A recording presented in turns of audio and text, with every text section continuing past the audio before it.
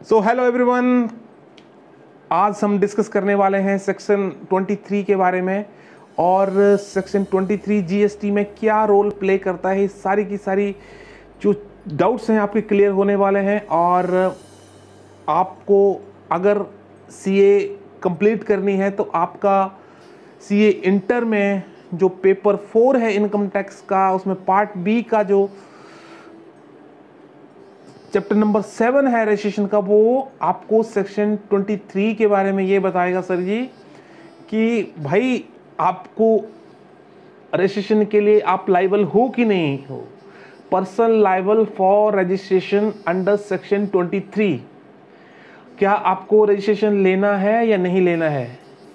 तो सेक्शन 23 जो है वो आपको ये बताएगा कि person are not liable to take an registration under CGST act. ठीक है, तो सबसे पहली जो पॉइंट है, हम यहाँ पे 6 मेजर पॉइंट पे बात करने वाले हैं जो आपको ये बिल्कुल क्लियर कर देंगे कि आपको यार जीएसटी नंबर लेने की जरूरत नहीं है। तो उसमें से सबसे पहला पॉइंट ये आता है कि अगर आप कोई भी ऐसी गुड्स का या सर्विसेज का या बोथ अगर आप प्रोवाइड करा रहे हो तो यार आपको जीएसटी नंबर लेने की जरूरत नहीं है। क्योंकि अगर आप कोई भी ऐसी फुल्ली एग्जम्प्टेड या होली एग्जम्प्टेड या नॉन टैक्सेबल सप्लाई अगर आप करते हैं तो भाई उसमें आपको जीएसटी लेने की जरूरत ही नहीं है। क्या करोगे आप जीएसटी लेके? कोई जरूरत नहीं है आपको जीएसटी लेने की। अगर आप कोई भी ऐसे होली एग्जम्प्टेड, और इसकी बहुत लंबी चौड़ी लिस्ट है, अगर आप कहोगे तो मैं कमेंट में ये बताऊंगा कि भाई कौन सी ऐसी चीजें हैं जिनके ऊपर जीएसटी नहीं लगता है। दूध, ब्रेड, सब्जियां, ये सारे एक एग्जांपल मैं आपको दे सकता हूं। उस चीज का काम करने वाले के लिए सर आपको कोई जीएसटी नंबर लेने की जरूरत नहीं है। बट क्वेश्चन ये आता है वो पर्सन एक्सक्लूसिवली, एक्सक्लूसिव का मतलब ये है कि पर्सन यार वही काम करना चाहिए जो होली एग्जम्प्टेड है। एक एग्जाम्पल के थ्रू हम समझते हैं, कोई मिस्टर एक्स है, वो एक ऑयल बेचने का काम करता है और दूसरा साथ में पेट्रोल का काम भी करता है। अब बात क्या हुई, अगर वो अकेला सिर्फ पेट्रोल का काम करता तो उसको जीएसटी नंबर लेने की जरूरत नहीं है, बिकॉज द पेट्रोल अगर वो पेट्रोल का काम करता तो उसको जीएसटी नंबर लेने की जरूरत नहीं थी, बिकॉज जीएसटी जो है पेट्रोल के दायरे में नहीं आता है, तो वो उसको लाइबल ही नहीं है। लेकिन क्वेश्चन ये आता है वो साथ में मशीन ऑयल का काम भी कर रहा है, तो भाई उस केस में तो है अब उसको रजिस्ट्रेशन लेना जरूरी है। तो अगर वो पर्सन एक्सक्लूसिवली अगर वो सिर्फ एग्जम्प्टेड गुड्स का काम कर रहा है या सर्विसेज का काम कर रहा है तो my dear sir he has not liable to take an registration under CGST act. Okay, तो पॉइंट नंबर 2 की अगर हम बात कर रहे हैं, कोई भी ऐसा एग्रीकल्चरिस्ट, अब आपको समझने में कोई दिक्कत आ रही है कि भाई एग्रीकल्चरिस्ट कौन है, तो भाई कुछ भी नहीं है। जो लोग खेती बाड़ी करते हैं उनको यार एग्रीकल्चरिस्ट कहते हैं। जो कल्टीवेशन ऑफ लैंड करते हैं, अपनी जो है बीज बोते हैं खेतों में और अपना जो है अनाज उगाते हैं और कोई दूसरी चीजें उगाते हैं, इससे कोई फर्क नहीं पड़ता है क्या वो खुद सेल्फ लेबर कर रहा है या फिर फैमिली के मेंबर उसके लेबर कर रहे हैं या फिर कोई उसने जो है पर्सन है उसने जो है लेबर हायर कर रही है, उसके ऊपर जो है बंदा जो है एग्रीकल्चरिस्ट काम कर रहा है। अगर वो एक्सक्लूसिवली वही काम कर रहा है कि वो पूरा का पूरा, उससे कोई फर्क नहीं पड़ता कि भाई उसकी लिमिट 20 लाख या 50 लाख है, उसको कोई भी जीएसटी नंबर नहीं लेना पड़ेगा सर। क्योंकि कोई भी अगर वो एग्रीकल्चरिस्ट का काम करता है तो उसको रजिस्ट्रेशन नंबर लेने की कोई जरूरत नहीं है। And in simple word he is not liable to take an registration certificates. Okay, बात ये करते हैं, अच्छा मिस्टर ए है कोई, वो क्या करता है, अपना जो है वीट जो है ग्रो करता है, प्रोड्यूस करता है अपने खेतों में और उसको रेगुलर जो है वो उसको प्रोड्यूस करके सेल करता रहता है। तो कोई इसको जरूरत नहीं है उसको अपना जो भी एग्रीकल्चर का काम कर रहा है वो परचेज करके। तो अब बात आती है उसके फाइनेंशियल ईयर, पिछले फाइनेंशियल में उसके दिमाग में आया यार क्यों ना मैं एक ट्रेडिंग का काम कर दूं, क्योंकि मेरी सेल तो बढ़िया हो रही है वीट की। उसने क्या किया भाई, उसने जो है ट्रेडिंग काम कर दिया, ट्रेडिंग स्टार्ट कर दी अपने राइस की। तो इससे पूरा का पूरा सिनेरियो चेंज हो गया कि यहां तो बात हो रही थी एक्सक्लूसिवली पर्सन जो है वो सिर्फ एग्रीकल्चरिस्ट हो, लेकिन उसने ट्रेडिंग का काम शुरू कर दिया। तो माय डियर सर, अगर उसने ये एग्रीकल्चरिस्ट का साथ में ये ट्रेडिंग का काम शुरू किया तो उसको रजिस्ट्रेशन लेना मैंडेटरी है, ओके। और उसकी जो भी लिमिट होगी 20 लाख की जो भी होगी उसके ऊपर एप्लीकेबल हो जाएगी। तो सीधा का मतलब ये है कि अगर तुम अकेला जो है एग्रीकल्चरिस्ट का काम करते हो यार, तो कोई भी आपको जीएसटी नंबर लेने की जरूरत नहीं है, you are not liable to take any registration. Point number 3, कोई भी ऐसा पर्सन जो ऐसी चीजों की सप्लाई कर रहा है, ऐसी गुड्स की सप्लाई कर रहा है या फिर सर्विसेज की सप्लाई कर रहा है जो रिवर्स चार्ज के अंदर आती हैं, तो ऐसे कोई पर्सन अगर वो रिवर्स चार्ज की कैटेगरी में जो है सर्विस दे रहे हैं, तो सर आपको कोई भी रजिस्ट्रेशन लेने की जरूरत नहीं है, जीएसटी नंबर लेने की जरूरत नहीं है, because you are not liable to take an GST number. एक एग्जांपल ले लो, मैं एक एडवोकेट हूं और मैं किसी कंपनी को जो है अपनी सर्विसेज दे रहा हूं, तो उस केस में क्या होगा, if I am not wrong, ये जो है आपकी रिवर्स चार्ज के अंदर आती है, तो ये उसका काम है जीएसटी उसके ऊपर देना जो पर्सन जो है आपकी सर्विसेज रिसीव कर रहा है। कोई भी पर्सन अगर इस तरह की सर्विसेज प्रोवाइड कर रहा है, making and services which comes under the reverse charge, तो उस केस में आपको वो रजिस्ट्रेशन लेने की जरूरत नहीं है, कोई भी अगर आप ऐसी सर्विसेज अगर आप दे रहे हो तो। पॉइंट नंबर 3 में अगर बात करूं तो उसके बाद में आता है कि just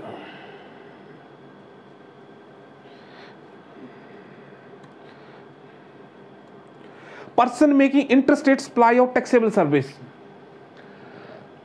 person providing services taxable. अगर हम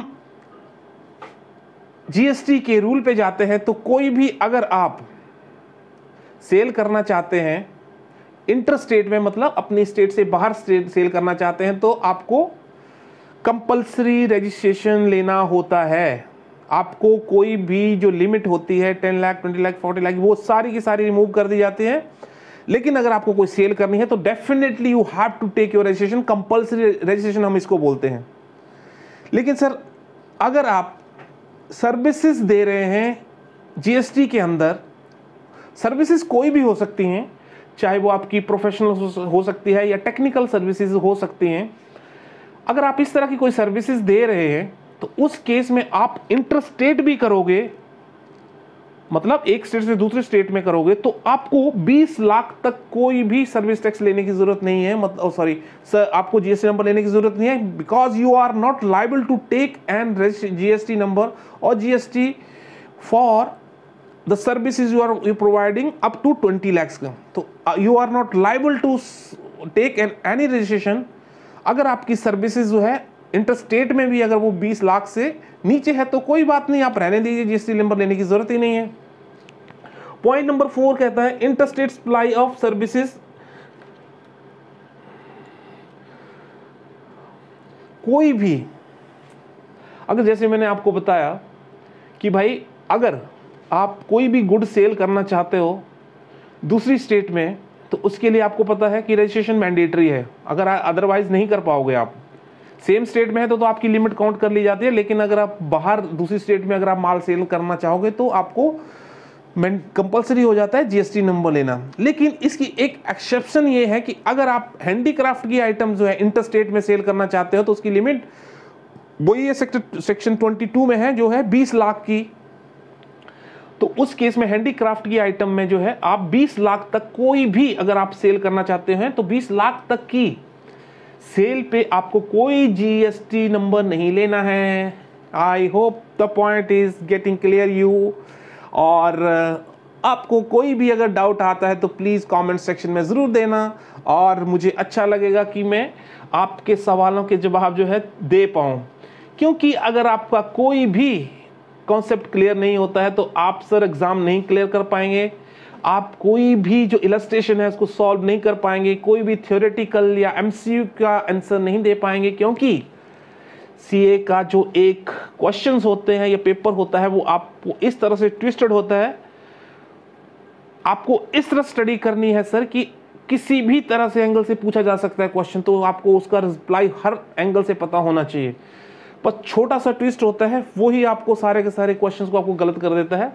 तो आपको बड़े ध्यान से हर एक कॉन्सेप्ट को क्लियर लेके चलना, प्रैक्टिस करनी है, तभी आपका जो है ये इनकम टैक्स का, जीएसटी का पार्ट जो है क्लियर हो पाएगा। हालांकि एवरीथिंग इज इंपॉर्टेंट, बट जो चीज़ अभी मैं डिस्कस कर रहा हूँ अभी मैं उसके बारे में ही बात करूँगा, ठीक है। जैसे मैंने आपको बताया कि इंटरस्टेट की अगर हैंडीक्राफ्ट की आइटम अगर वो सेल कर रहा है पर्सन, तो सर आपको 20 लाख की लिमिट जो है एप्लीकेबल हो जाती है। उसके लिए आपको गुड्स की तरह ये नहीं है कि आपको भाई अगर आप 100 रुपये की गुड्स अगर सेल करना चाहते हैं तो उसके लिए आपको जीएसटी नंबर लेना पड़ेगा। हैंडीक्राफ्ट की कोई बात नहीं, 20 लाख तक के आप सेल कर सकते हो इंटरस्टेट में। ये जो है नोटिफाइड कैटेगरीज जो हैं बताई गई हैं। उसके बाद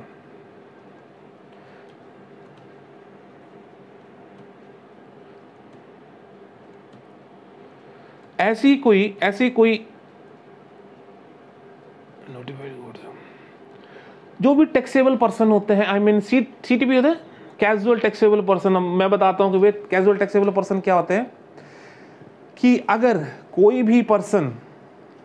भी पर्सन अगर एक स्टेट से दूसरी स्टेट में सेल करना चाहता है, या मान लीजिए कोई एग्जीबिशन का एक एग्जांपल ले लो, क्योंकि मैं एक पंजाब में रहने वाला इंसान हूं और मुझे पता लगा है कि भाई दिल्ली में ट्रेड फेयर लगने वाला है, तो उसमें मैं क्या करूंगा भाई कि वहाँ पे चलते हैं, अपना प्रोडक्ट बताएंगे सारा कुछ, और जो भी सेल होगी अपना बोरी बिस्तरा बांध के जेब में डाल के आ जाएंगे। तो केजरीवाल साहब कहेंगे कि नहीं भाई आप रहने दो, इसके लिए आप सबसे पहले कैजुअल टैक्सेबल का जो जीएसटी नंबर है ना वो ले लो, तब जाके आप घुसना यहाँ पे। तो भाई अगर आप हैंडीक्राफ्ट का काम कर रहे हैं तो उस केस में इंटरस्टेट के लिए आपको 20 लाख तक की कोई भी जो है सर्विस आई मीन गुड्स जो है सेल कर सकते हैं विदाउट एनी जीएसटी नंबर। इसके लिए आपको कोई भी रजिस्ट्रेशन लेने की जरूरत नहीं है। और हैंडीक्राफ्ट को मैंने आपको बता दिया, इंटरस्टेट ऑफ सर्विसेज। तो ये था आपका छोटा सा टॉपिक। और फिर भी अगर आपको इसमें कोई कंफ्यूजन रहता है तो प्लीज़ आप कमेंट सेक्शन में ज़रूर बताना, और मुझे आपके क्वेश्चन का जो वेट रहेगा। फिर भी अगर आपके डाउट्स हैं तो प्लीज़ आप कमेंट सेक्शन में ज़रूर बताइएगा, सो मैं आपके रिप्लाई कर पाऊँ। So till that take care, bye, and do work hard and keep focus on your study, क्योंकि आपको ही चार्टर्ड अकाउंटेंट बनना है। आप अकेले पर्सन हो जो आपकी जो हेल्प कर सकता है, और वो हो तुम। Nobody will help you until you take an action. So thank you so much.